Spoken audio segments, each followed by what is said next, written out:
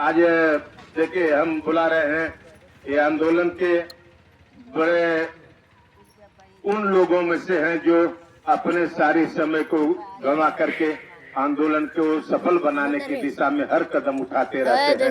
ऐसे लोगों में से हैं हमारे बीच में भाई राजेश आजाद जी। मैं उनसे चाहूंगा कि हमें और अपने गीत सुनाएं।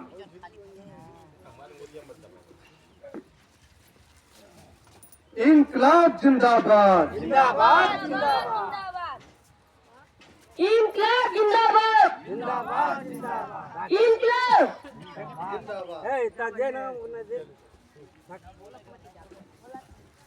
दोस्तों, ये गीत है इश्क जिनको है अपने वतन से। ये वतन हमारी धरती जिसमें हम फसल उगाते हैं, मकान बनाते हैं, जिसमें हम लोग रहते हैं और जन्म से लेकर मरण तक इसी में हम लोग अच्छे बसे हुए लोग हैं। इसे हम वतन कहते हैं। वतन का मतलब देश की जनता, देश की जलवायु, देश की जमीन। तो उसी पर गीत है। इश्क जिनको है अपने वतन से, इश्क जिनको है अपने वतन से, वो सदा याद आते रहेंगे।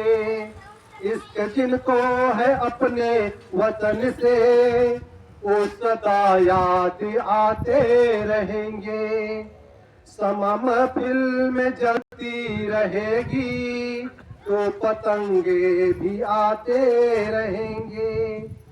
समा महफिल में जलती रहेगी तो पतंगे भी आते रहेंगे।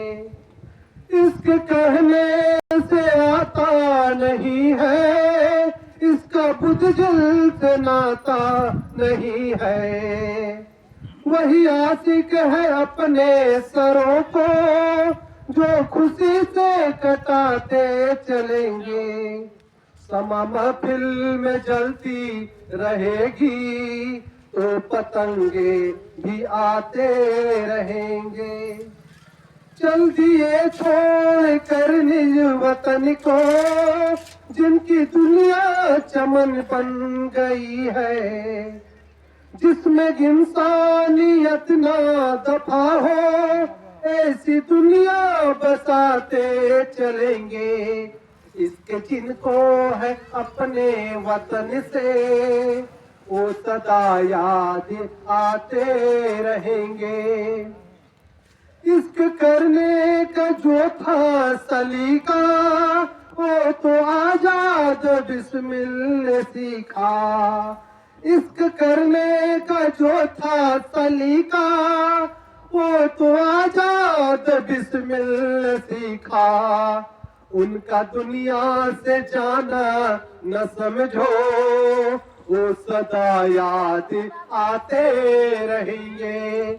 उनका दुनिया से जाना न समझो, वो सदा याद आते रहेंगे। समा महफिल में जलती रहेगी तो पतंगे भी आते रहेंगे। इश्क जिनको है अपने वतन से, वो सदा याद आते रहेंगे। इंकलाब जिंदाबाद, जिंदाबाद जिंदाबाद, शहीद आजम भगत सिंह अमर रहे, अमर रहे अमर रहे, गिरियाबाग किसान आंदोलन जिंदाबाद, जिंदाबाद जिंदाबाद। एयरपोर्ट बहाना है, जमीन लूट निशाना है, एयरपोर्ट बहाना है, जमीन लूट निशाना है। निकलो घरों मकानों से, कौन बनाता हिंदुस्तान। भारत का मजबूत जमीन लुटेरे वापस छोड़ो, वापस आ जाओ। जमीन लुटेरे वापस जाओ। कारपोरेट दलालों भारत छोड़ो। दोस्तों, आज गणतंत्र दिवस के अवसर पर गांव-गांव से खेत मजदूर, किसान और माताएं बहनें सभी लोग यहाँ उपस्थित हैं। आदरणीय अध्यक्ष जी, संचालक महोदय एवं सभी मेहनत कर साथियों, आज 3 साल जब पूरा हो गया है, एयरपोर्ट विस्तारीकरण के नाम पर आजमगढ़ में जमीन लूट, मकान लूट के खिलाफ ये खिरियाबाग का किसान आंदोलन। ऐसे समय में इस किसान आंदोलन ने बताया कि किसान और मजदूर अपने जमीन को बचाने के लिए जब आंदोलन शुरू करते हैं तो वह किसी नफरत के साथ नहीं, वो अपने ही देश के लोकतंत्र को, अपने ही देश के संविधान को, अपने देश के सामाजिक न्याय में होने वाली गड़बड़ी को ध्यान देते हुए वो उठ खड़े होते हैं। उनके दिमाग में वह सांप्रदायिक हिंसा नहीं रहती है, उनके दिमाग में वह जाति भेदभाव नहीं होता है। इस मातृभूमि में रचे बसे होने के नाते उनके रगों में लोकतंत्र का, वो संविधान का, वह लोकतांत्रिक मूल्य का, भाईचारे का, स्वतंत्रता का, समानता का उनकी रगों में खून रचा बसा होने के नाते वो शांतिपूर्ण तरीके से आज करीब 3.5 साल से आंदोलन चला रहे हैं, एकदम शांतिपूर्ण तरीके से। और यह शांतिपूर्ण आंदोलन इस देश की धरती पर किसान आंदोलन का एक अमिट अध्याय है। जो पूरे देश के अंदर आंदोलन चल रहा है उसका एक छोटा सा हिस्सा भर है, लेकिन यह एक ऐसा अध्याय है जो बताता है कि किसान आंदोलन लोकतंत्र का सबसे बड़ा कायल है। किसान आंदोलन अपने खेतों के माटी में अपना खून पसीना जब एक करता है तो फसल उगाता है, वो हथियार नहीं उगाता है, वो हरियाली लाता है और इसी पर्यावरण का वो सबसे बड़ा संरक्षक भी बनकर दिखता है। लेकिन हमारे देश में जब मुनाफाखोर बड़े पूंजीपति विकास के नाम पर विनाश का जो गिद्ध दृष्टि जमाए रहते हैं, जिनके दिमाग में वो जमीन की भूख है जिससे उनको मुनाफा मिलेगा, तब किसान समझ जाते हैं कि यह हमें खेती से बेदखल करके रोड पर हमें मजदूर बना देगा। किसान मजदूर ये 3 साल से जो आंदोलन शांतिपूर्ण तरीके से चला रहे हैं उसमें ढेरों उतार चढ़ाव उन्होंने देखा।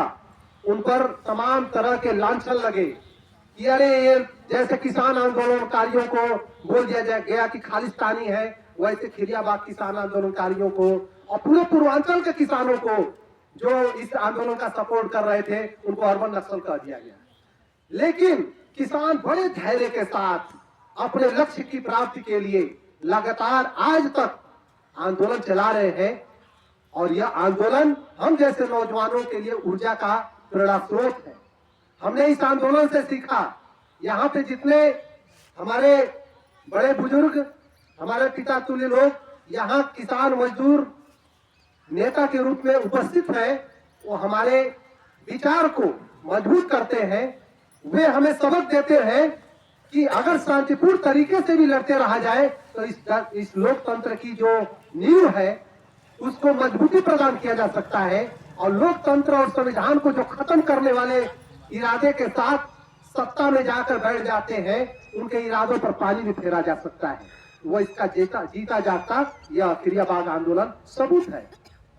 तो दोस्तों, जब हम गणतंत्र दिवस को मना रहे हैं तो हम यह सबक सीखते हैं, दुनिया भर के तमाम क्रांतियां हुई।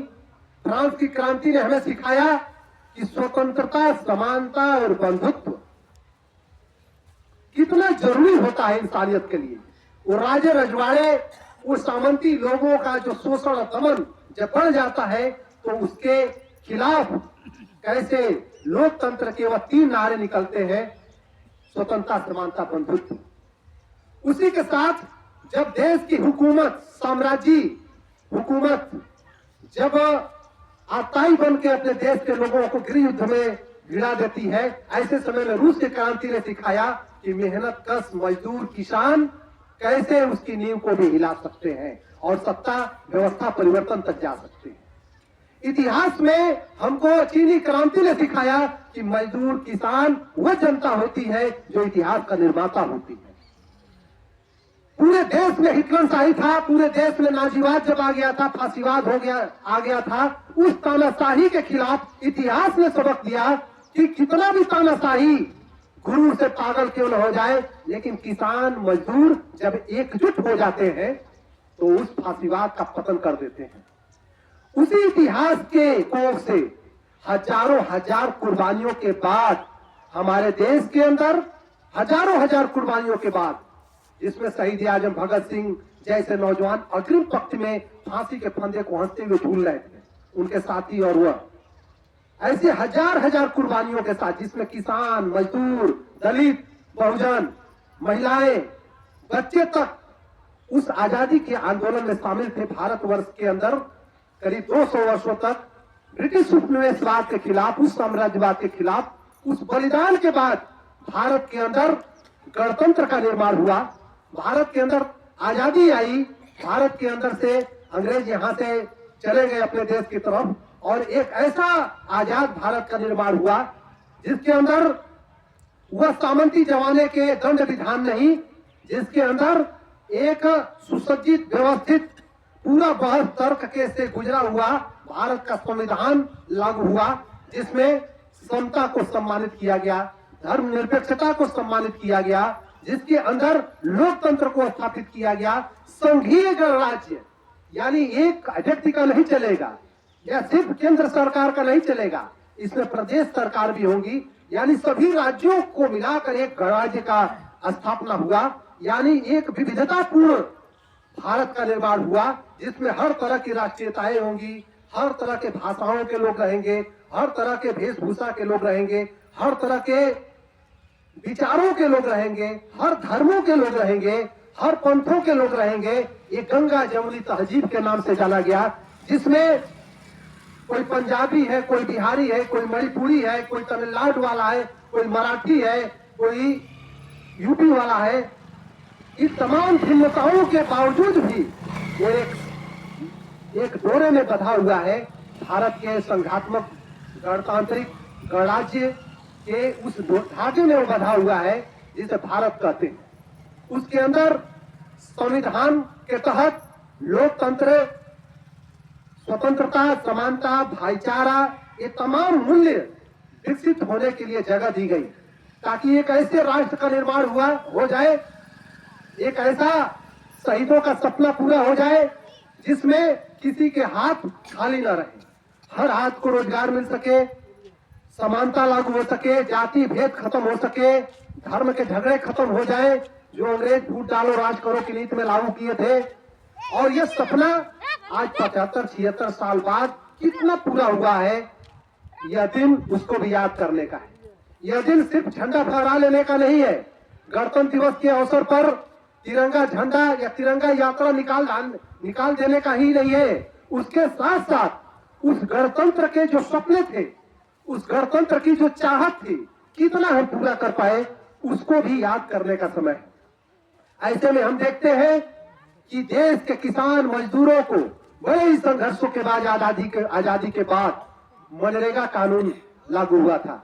मनरेगा के तहत कहा गया कि नहीं, हम 365 दिन दे पा रहे हैं तो 100 दिन रोजगार की गारंटी हम देंगे, लेकिन महात्मा गांधी के नाम पर वो मनरेगा जो बना था, उस मनरेगा को खत्म कर दिया गया। वीवी जी राम जी करके नया कानून ला दिया गया, जिसमें अब ऊपर से नीचे से नहीं, जबकि भारत के गणतंत्र का निर्माण नीचे से ऊपर तक की बात करता था, संघीय गणतंत्र, संघात्मक गणराज्य की बात करता था, हम भारत के लोग भारत के लिए की बात करता था, यानी उसमें आपकी भी बात थी, इनकी भी बात थी, सबकी बात थी।